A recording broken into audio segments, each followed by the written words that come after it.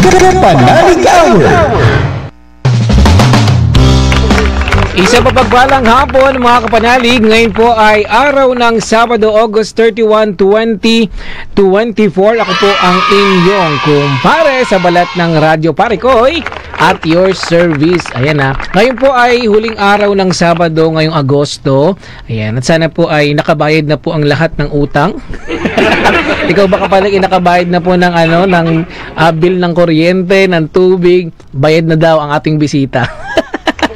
Ayan na, speaking of bisita mga kapanalig, meron po akong kasama ngayon dito sa studio, ang ating panauhin, no? Talaga namang makisig at matangkad. Kanina nga, sabi ko sa kanina, napakatangkad niyo po, brother.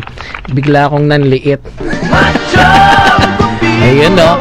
Ayan na, macho guapito. Tama po ang pinlay ni Sir Jimmy. Thank you, Sir Jimmy, sa magandang pagpindot. Okay, ngayong hapon po, kahit wala po ngayon, no, si Ate Camille Mungkal, kasama naman po natin sa PA yan si Sir Kenneth at sa tech naman si Sir Jimmy. Ayan. At kapanalig, kamusta pa ang inyong Sabado? Ako, magandang hapon po sa mga kapanalig natin na nanonood yan sa Veritas TV, Sky Cable Channel 211. At nakikinig naman po sa kanilang mga transistor, no, diyan sa kanilang mga bahay, sa tindahan, ayan, sa sasakyan. Ayan, magandang hapon po at ingat po kayo. At syempre, lalo na po batiin din po natin ang ating mga kapanalig na nakatutok po diyan sa kanilang mga Facebook. Yan, napaka-easy access po niyan, no. Kaya sa lahat po ng mga nakatutok diyan, sa mga nagko-comment, ayan, libreng-libre po yan at maaari niyo pong ibahagi ang ating programa. At syempre, para po magtuloy-tuloy ang ating programa, maaari niyo po ba akong samahan sa ating pambungad na panalangin. Sa ngalan ng Ama, ng Anak at ng Espiritu Santo, Amen. Ama naming mapagmahal, patuloy ang aming papuri at pasasalamat sa iyong kagandahang loob sa amin. Ikaw ang nagbigay ng panahon, lugar at pagkakataon upang kami ay magkatipon-tipon sa programang ito. Panginoon, maraming salamat sa iyong walang kapantay na pagmamahal sa amin. Naway gabayan niyo po ang bawat isa sa amin at gawing instrumento upang maibahagi po sa aming kapwa ang bawat salita mo. At nawa, Panginoon, patuloy niyo po kaming pagpalain. Ilaman po ang aming samot dalangin sa pangalan ni Jesus. Amen. Sa ngalan ng Ama, ng Anak at ng Espiritu Santo. Amen. Kapanalig Hour. At opisyal na pong bukas ang ating programa, mga kapanalig. Kayo po ba ay excited na makilala ang ating panauhin? Isa po siyang certified kapanalig, sabi nga ni Ate Jessica Abrigo, no? Jessica. Ayun, sabi nga ni si Jessa, no, certified kapanalig. Siyempre, bukod sa certified, siya po ay loyal kapanalig. O, taas kamay, no, sa mga loyal kapanalig dyan. Taas. Ayan, tumaas na.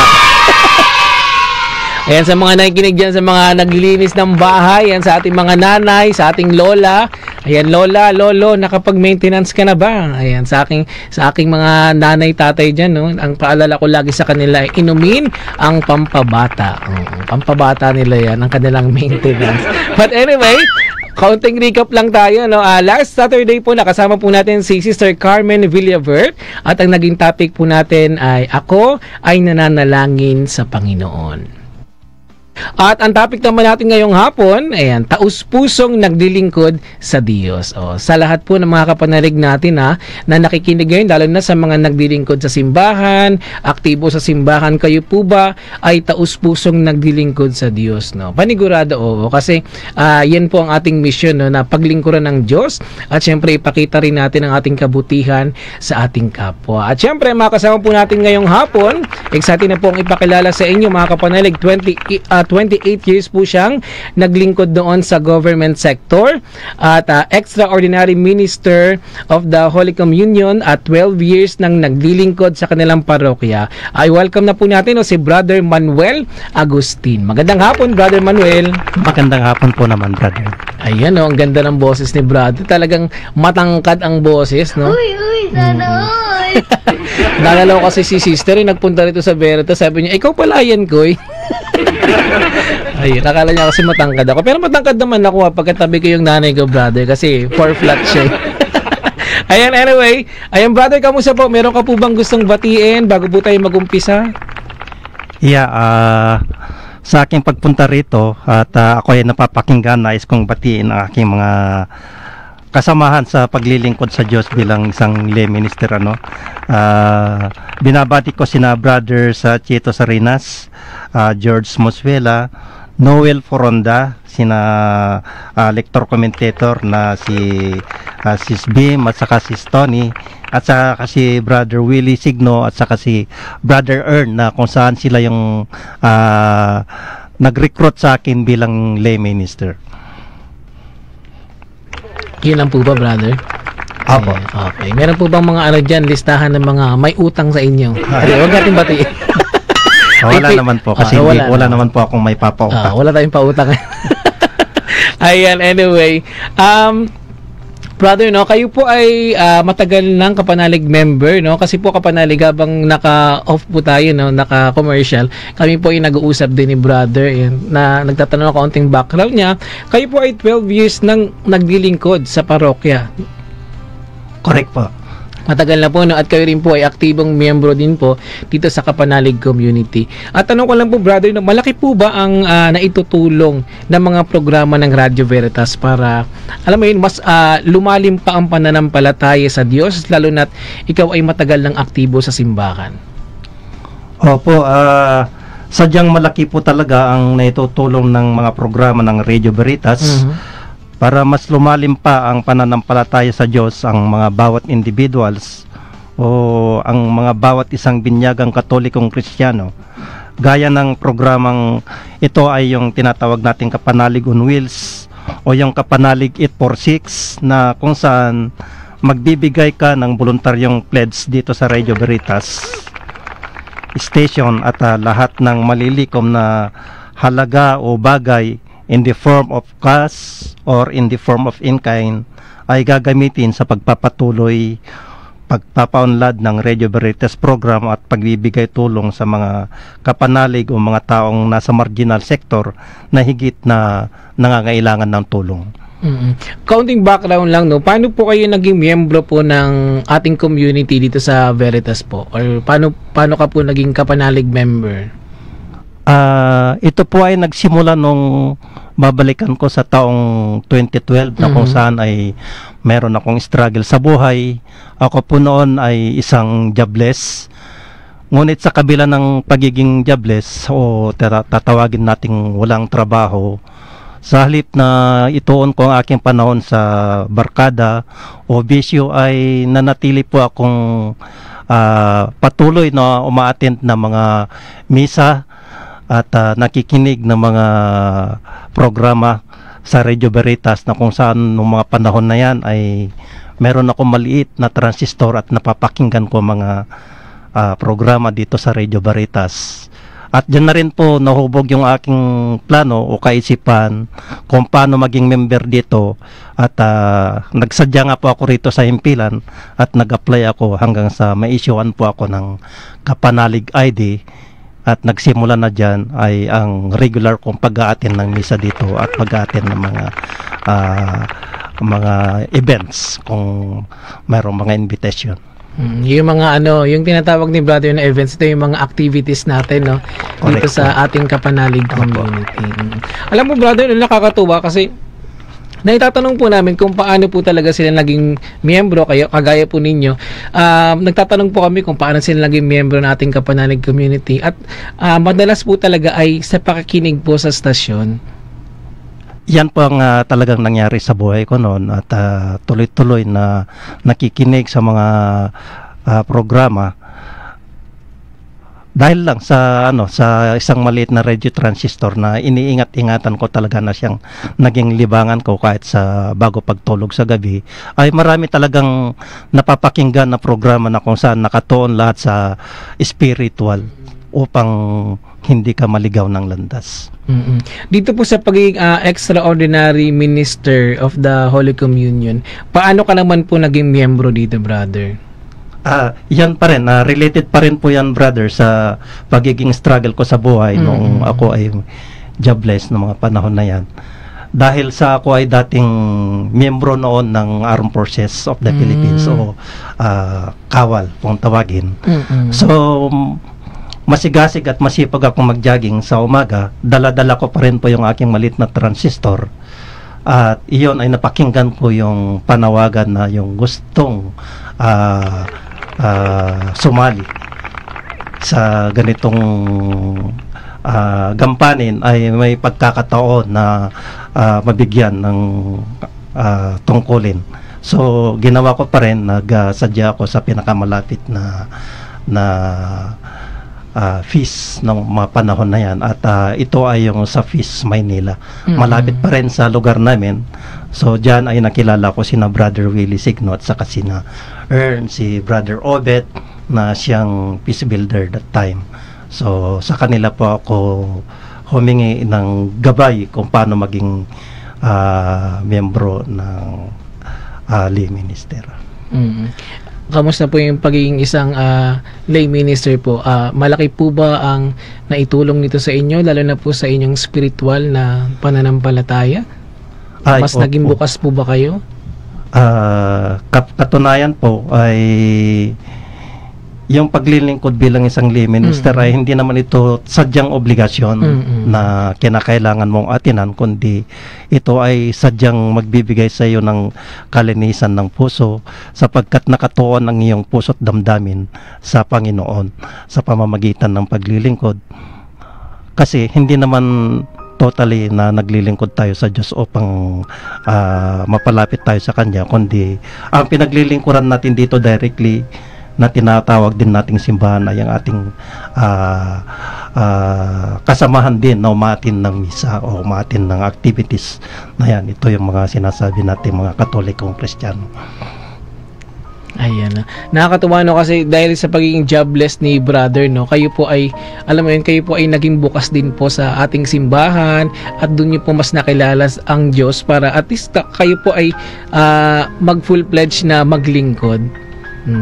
Dahil mas maganda talaga, brother, no, Manuel, na yung taus-pusong naglilingkod ka sa Diyos, no, yung walang halong, alam mo yun, walang halong pagpapanggap na kaya ka andito para makilala, pero ang pinakamaganda ron ay genuine, no, ang iyong pagbibigay ng oras, ng panahon at sa paglilingkod sa simbahan. Ayan na mga kapanalig, kaunting ano lang po yan sa ating bisita ngayong hapon na si Brother Manuel, at sa ating pong pagbabalik, meron pa po tayong mga question po sa kanya. Kapanalig Hour. Ikaw pa rin po ay nakikinig sa Radyo Veritas 846, ang radyo ng simbahan, at kasama nyo pa rin po ang inyong kumpare sa balat ng radyo. Ayan, pare Koy, at your service. Ayan, magandang hapon po sa mga bagong bukas pa lang po ng kanilang mga talapihitan, o lakasan nyo na po ang radyo para marinig ng inyong kapitbahay. Ay, nakikinig din siya ng Radyo Veritas. So, lalakasan din ng kapitbahay. So, lahat na kayo malakas ang radyo. Amen! Amen! Oh, at least pag Veritas ang naka-on ng at least pag Veritas ang naka-on sa inyong radyo, kahit malakas yan, walang magagalit. Okay? Makinig po kayo. Naging teacher. Ito, nako. O sa mga nakikinig po ngayon, no, sa kanilang Facebook page, batiin po muna natin sila, no, brother. Babatiin ko lang po ang mga nakatutok ngayong hapon. Ayan, magandang hapon po kay Kapanalig Marife, kay Brother Edgar, ayan, kay John Anthony Katubig. Ito na, oh. A blessed Saturday. Ihanda ang puto bongbong at bibingka merienda ngayong araw. Naka-ready na, no, si Brother John. Masarap yun, sana. At syempre magandang hapon din po kay Kapanalig Hilario Chan at kay Tita Amor Mantel. Ayan ang ating mga suki, no, sa ating programa. At actually lahat po ng programa nakatutok po yung mga yan. Maraming salamat po sa inyo. Balikan na po natin, no, si Brother Manuel. Brother Manuel, ano po ba ang masarap na merienda ngayong hapon? Meron ka bang maisasuggest po sa ating mga kapanalig? Sa merienda kasi, lalo na kung akong tatanungin, simple lang ang merienda na nais ko. Ito yung kapilang at saka bibingka or mga turon, ganyan. Yan, turon, na may langka. Yeah. Ano po ba yung kape nyo? 3-in-1 po ba yan? Hindi naman ako mapili sa kape, basta merong mainit at may kulay na tinatawag nating kape. It's either 3-in-1 na tinatawag o yung kaping barako, mas masarap. Ayan na, meron na kayong idea kung ano yung masarap na merienda, pero dagdag muna kapanalig yung hot cake. Ayun, masarap yung hotcake na tapos may margarine, tapos may condense, tapos may asukal. Sabi nung kapanalig. Uy, sana Oo. all. Ready ka na ba? Sobrang tamis. Hindi, bawasan natin yung asukal. Condense na lang. Okay. Ayun na yung masarap na merienda. Ayan. Balik na tayo kay brother. Ayun, brother, kamusta po? Ikaw po ba ay hindi naman kinakabahan? Okay hindi naman. Ako'y nilalamig lang at hindi yata ako sanay sa aircon. Ay, naku, mamaya po bibigyan ko po kayo ng jacket at CD. Hindi, biro lang. Parang ibang program yan. Ayan, no? Ang topic po natin ngayon, mga kapanyag, taus-pusong nagdilingkod sa Diyos. Ito naman yung tanong ko, no, brother. Ayan, bilang kayo po ay matagal na nagdilingkod sa simbahan at nabigyan ng katungkulan, ano ang kahulugan sa iyo ng taus-pusong nagdilingkod sa Diyos? Kaugnay sa mga bilang isang naglilingkod sa simbahan at tunay na pagganap sa katungkulan, ang kahulugan ng taos-pusong paglilingkod sa amang Diyos ay yung may tapang na labanan ang mga makamundong tukso, labanan ang mga pagsubok at tumalima sa katuruan ng simbahan at manatiling may pananampalataya sa Diyos at magdasal upang magkaroon ng wagas at tapat na pakikipag-ugnayan sa poong may likha ng buhay. Malaki naman po ba ang naitulong sa inyo nito, brother, na kayo po ay taus-pusong nagdilingkod sa Diyos? Ay, opo, kasi ang paglilingkod ay sadyang nakakabawas ng mga problema at nakakatulong sa paglago ng pananampalataya. Sa bagay po, no, kasi kung halimbawa, no, kung ikaw ay nagpupunta ng simbahan, nasa isang ministry, kung ikaw ay walang, or kung hindi pure, no, o hindi totoo ang inyong paglilingkod, no? Minsan bumibitaw kasi tayo sa isang ministry. Parang nawawalan tayo ng apoy na parang ayoko na muna mag-serve, no? Nagkakaganon kasi tayo, brother, na kaya mas maganda na dapat taus-puso po tayo nagdilingkod sa Diyos. Para at least, no, mas matagal po tayong andun sa ministry. Tama po 'yan, brother. Sa kabila po ng ng inyong pagsubok, no, or karanasan sa buhay, brother, ano ang nais mong mensahe, no, para sa ating mga kapanalig na nakikinig ngayon sa ating programa at nanonood? Opo, sa mga pagsubok at karanasan na nangyari sa aking buhay, ang may bibigay kong mensahe sa ating mga tagapakinig o ang mga nanonood sa live streaming ay ang aking tutukuyin ang dalawang aspeto na nangyari sa akin. Una, noong na-broken service ako sa serbisyo bilang isang alagad ng military, o hindi agad ako nakabalik at napabilang pa ako sa mga noon ay masasabi kong may pending case. Ito po kasi yung kung aking isasalaysay dito sa talakayang ito, ito kasi yung mga panahon na nagdalawang serbisyo ako.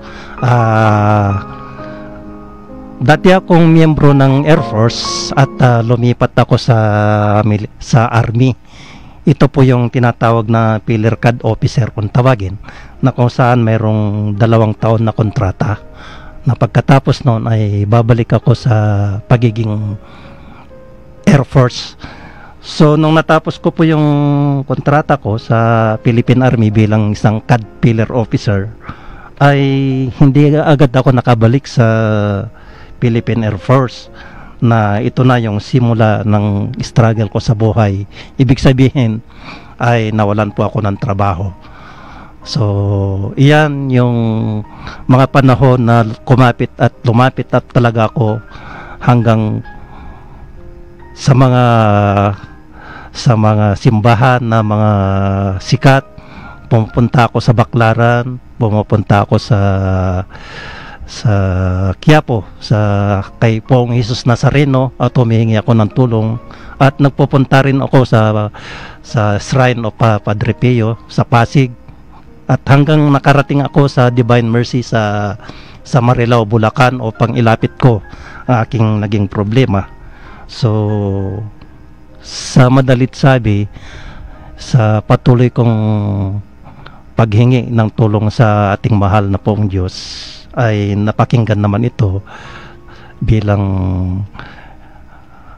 mayroon yatang ipinadala na tinatawag nating instrumento na nakatulong sa akin upang ako ay makabalik noon sa serbisyo, sa military service. So ito kung aking babanggitin, hihingi po ako ng clearance sa aking naging superior officer din noon na si General Anthony Bautista, na naging kasama ko rin sa paglilingkod sa Diyos bilang lay minister, dahil nung po siya ay nakapag-retired ay pumasok din pala sa lay minister. So nakatuwang ko siya sa paglilingkod bilang lay minister, at napag-usapan po namin yung naging katayuan ko o yung naging status ko sa pagsiservisyo sa military. So isinalaysay ko nga sa kanya, at sa madalit sabi, siya po yung nakatulong sa akin upang makabalik ako sa serbisyo. Ayan, parang medyo natitiri ay si brother. Okay lang po ba kayo, brother? Okay lang naman. Ayan brother, maraming salamat po dahil binigyan niyo po kami ng chance na makasama po kayo dito sa ating programa, at nakapunta rin po kayo dito sa studio. Pero po ba kayo mensahe po sa inyong mga kapwa lay minister, at syempre sa mga tatay na gusto rin maging isang layman? Opo, ang magiging mensahe ko siguro, kung wala naman po tayong masyadong mabigat na pinagkakaabalahan, ay pwede tayong sumali o lumapit sa mga may hustong kaalaman na sa pagbibigay ng training upang mapabilang sa paglilingkod bilang lay minister. Yan po. Yan po ang kanyang mensahe sa ating mga kapwa tatay diyan, o hindi pa rin po tatay, no. Ilang taon po ba bago po pumasok ng pag-iisang layman?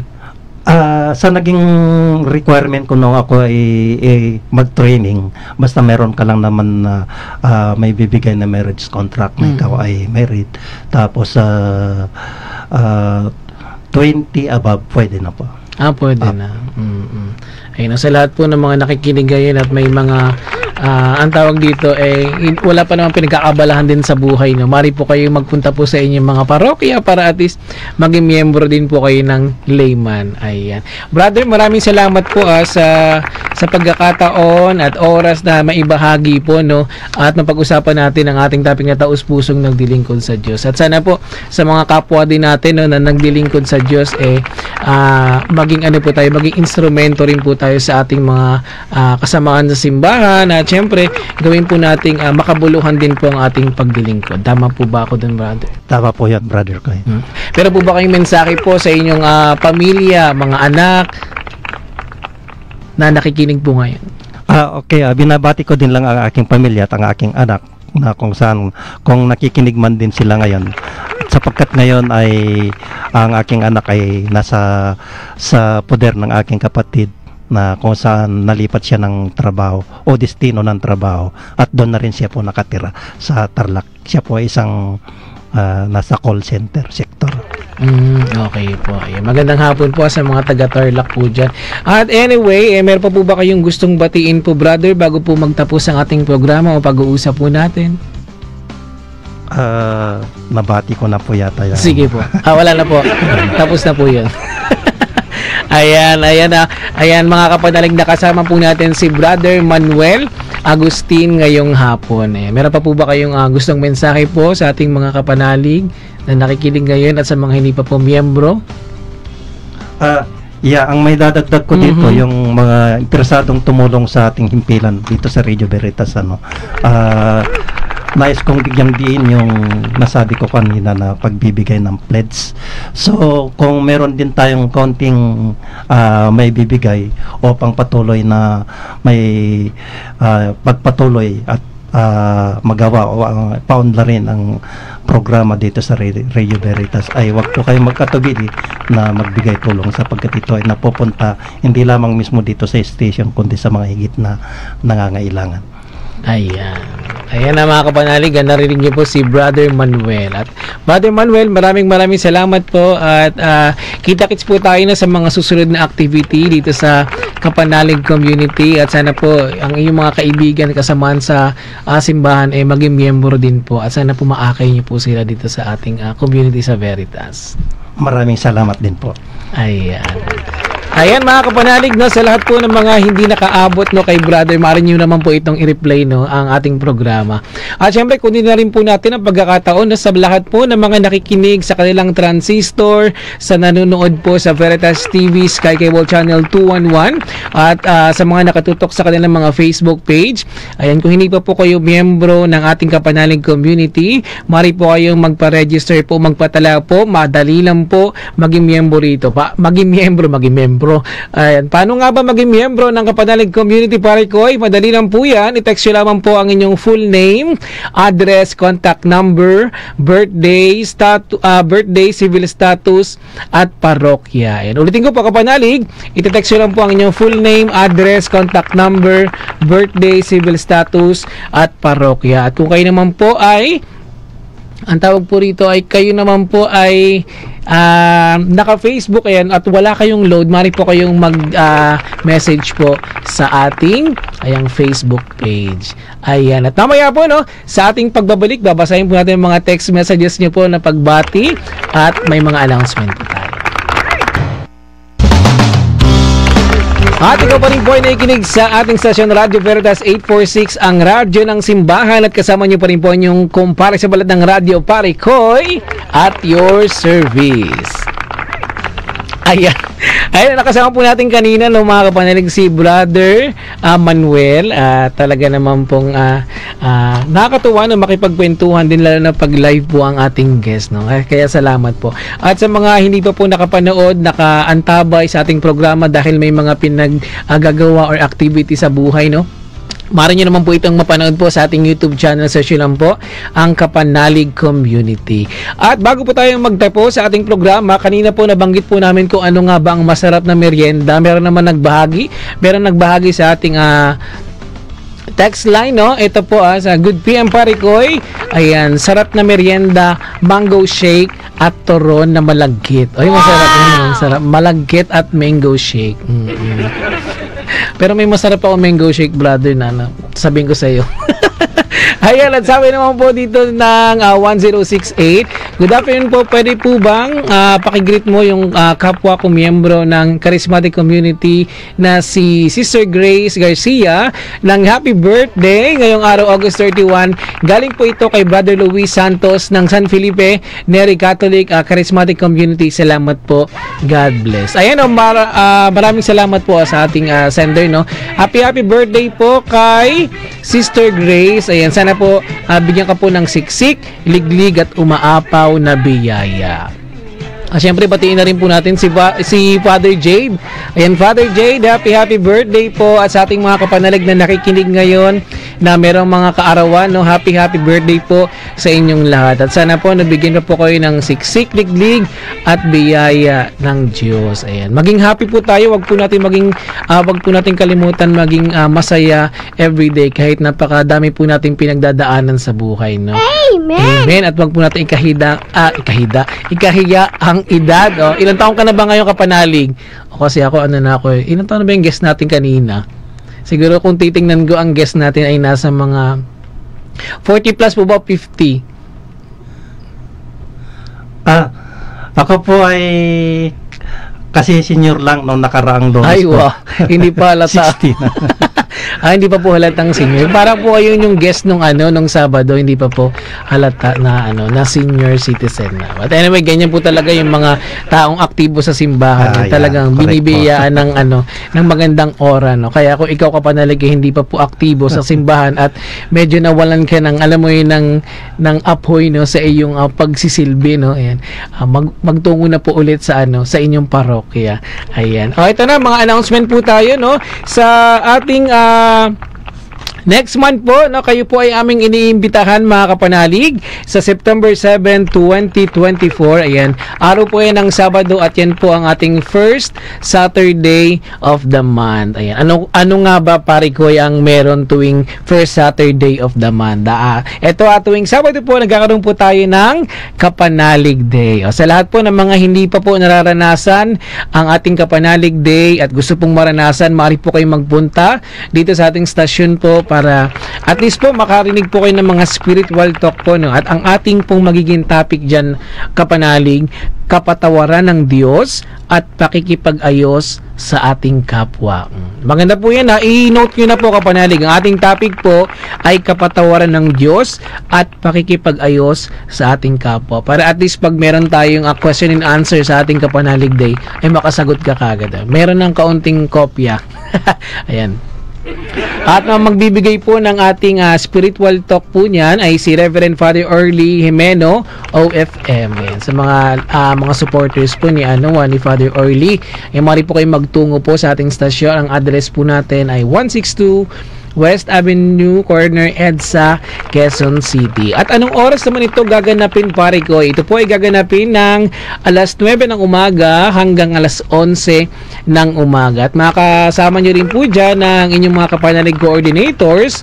Ayan, kagaya po ni Brother Edison Kerub, si Brother Lloyd Gomez, si Brother Roniel Borja, si Brother AJ Garcia. Tama ba ang apelyido ni Brother AJ? Basta Brother AJ. Tama ba, Sir Kenneth? Sabi ni Sir Kenneth, ewan ko. Hinabiro lang. Thank you, Sir Kenneth. Ayan, si Brother AJ. Sino ba? Ayan, si Sister Jessa Abrigo. Ayan, sila po inyong mga kasama sa ating Kapanalig Day. At talaga namang nagbibigay ng oras. Siyempre, panahon din po para mag-asikasa po sa ating programa. At siyempre, sa pangunguna po yan ni Ma'am Apple Anistrella. Siya po ang ating head po ng Kapanalig Community. At kaya po sa lahat po ng hindi pa po miyembro ng ating Kapanalig Community, mari po kayo magpatala po. Mag-text lang man po sa 099858883660 at i-text nyo po ang inyong full name, address, birthday at civil status at saang parokya po kayo nasasako po. Kaya mag-text po kayo kung wala po kayong load, madali lang po, magbukas po kayo ng Facebook, and kung wala pong internet connection, ayan, mari po kayong tumawag sa ating hotline, no? Tumawag po kayo sa numerong 8925-7931 local.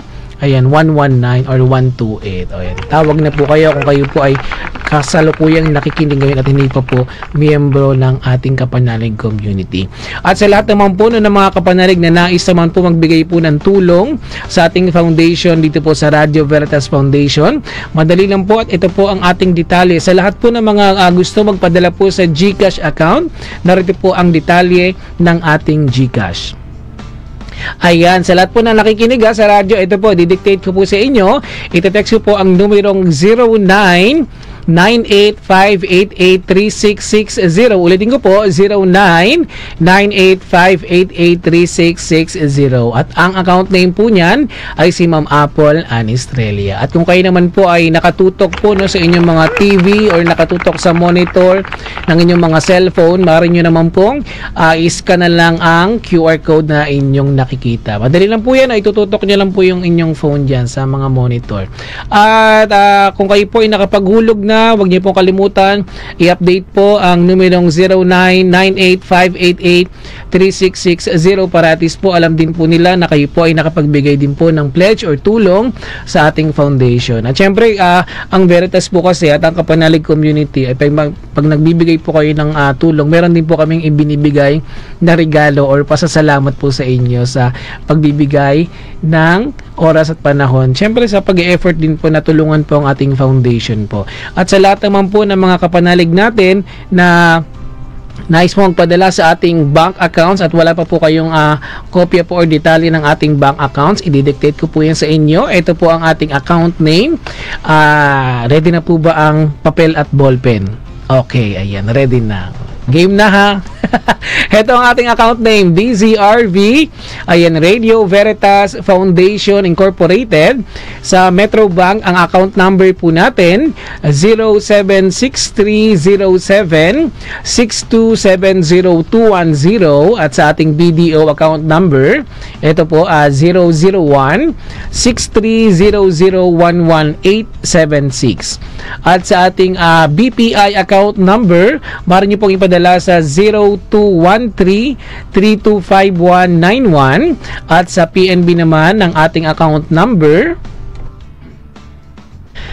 humingal ako malalim, 105-910-013-091. At sa ating Union Bank account number, ito naman po 0004-8001-9393. Yan po ang ating mga detalye, no, mga kapanalig, sa ating bank details. At syempre, sa lahat naman po ng nais naman po na magbigay po ng tulong via Pledge on Wheels. Tama po kayo nang narinig. Meron po tayong Pledge on Wheels na kung saan po kami po mismo or staff po ng Veritas ang pupunta po sa inyong mga tahanan.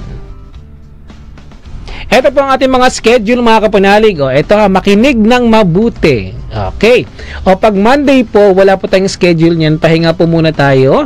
At susundan po yan sa Tuesday po. Ang ating schedule po ay nasa ruta po tayo ng Antipolo, Marikina, Montalban, Cainta, Taytay at San Mateo. Wednesday naman po ang ruta po natin ay nasa Las Piñas po tayo, nasa Alabang, ayan, Muntinlupa, Parañaque, Cavite at Laguna. At syempre pag Thursday naman po, nasa lugar po tayo ng Makati area, Taguig, Pasig, Mandaluyong, Pasay at Manila. At pag Friday naman po, mga kapanalig, nasa Quezon City South po tayo at Caloocan South. At syempre pag Sabado naman po, no, nasa lugar po tayo ng Bulacan, Navotas, Malabon, Valenzuela. At pag Linggo naman po, nasa area po tayo ng Quezon City North at Caloocan North, Novaliches, San Jose del Monte, Bulacan. Yan po ang ating mga mga schedules, no, mga kapanalig, no, at mga ruta po na pupuntahan po natin every other day. Kaya naman po sa mga kapanalig po natin, kung saan po kayo naka-area, ayan, diyan po kayo magpapaschedule at kontakin niyo po ang mobile number na 0998-588-3660. At sa mga kapanalig naman po na nais pong bumisita sa ating stasyon, maaari po kayo magpunta or magtungo po rito para at least personal po namin kayo din makilala, no, pag nagbigay po kayo ng pledge or magbigay po kayo ng tulong. Ayan, meron naman po tayong mga naka-assign po na mga kapanalig coordinators. Ayan lang po ang ating mga announcement po ngayon. Sana po nasundan nyo po, kapanalig, dahil kung hindi naman po, maaari naman po kayo mag-follow po sa ating mga social media accounts. Ayan, meron po tayong Facebook. Ayan, i-search lang po ang Kapanalig Community.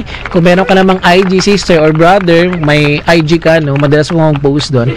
Maaari nyo rin po kayong ma-contact po dyan. May mga reflection din po dyan. At kung kayo naman po ay may YouTube, no, maaari nyo po kaming i-search. Ayan, Kapanalig Community. At kung ikaw naman po, kapanalig, ay may TikTok at mahilig kang sumayaw, ayan, maaari nyo po kaming i-follow naman po sa aming TikTok. Wala pong sumasayaw doon, ay may mga reflection din po tayo dun sa ating TikTok account. Kaya sana po makapag-follow po kayo at makapag-support po sa ating mga programa. At syempre, kunin na rin po natin ang pagkakataon na pasalamatan po ang ating mga benefactors na patuloy na tumutulong sa ating foundation dito sa Veritas. Maraming salamat po sa inyo sa patuloy na pagsuporta po sa ating mga programa. At sana po, wag po kayo magsawa na kami po itulungan at magpakalat po ng mabuting balita ng Diyos na sa pamamagitan po ng stasyon po ng Radio Veritas. Amen! Amen! At syempre, gusto ko lang din po magpasalamat sa ating mga kasama ngayong hapon. Ayan, si Sir Kenneth, yan sa PA, at si Sir Jimmy, no, sa Tech. Ayan, maraming salamat na sa pagsama sa ating programa. Sabi niya, wala kaming choice. At sumama sila, no, mga kapanalig. But anyway, ayan, salamat po. Ayan, sa mga susunod na Sabado po, ayan, makasama na po natin si Ate Camille, no. Anong month ba si Ate Camille? Check natin kung anong month ba siya makapunta, no, sa ating programa. Dahil miss na miss ko na rin po na may kausap. Ayan, no? Ayan, kapanalig, maraming salamat. Ayan, kay Brother Manuel, maraming salamat sa mga kapanalig natin. Thank you po at kita-kits po next Saturday, no? Sana po maging miyembro na po kayo ng ating kapanalig community. Huwag po kayo mahihiya, kapanalig, dahil madali lang po maging miyembro at yung mga kapanalig natin na sinasabing may bayad po ang pag-member, wala pong bayad. Ito po ay kusang loob po na pagtulong po sa ating foundation. Kahit magkano, kahit ito po ay sentavo, no, pwede niyo pong i-donate yan sa ating mga kapanalig coordinators dahil napakalaking tulong po niyo pag pinagsama-sama po yan sa ating foundation. Okay? At ako po yung magpapaalam na, no, ang dami ko nang sinabi. Maraming salamat po. Yung kumpare sa balat ng radyo na nagsasabing every gising, tama po kayo, is a blessing. Sumayin niyo po ang katotohanan.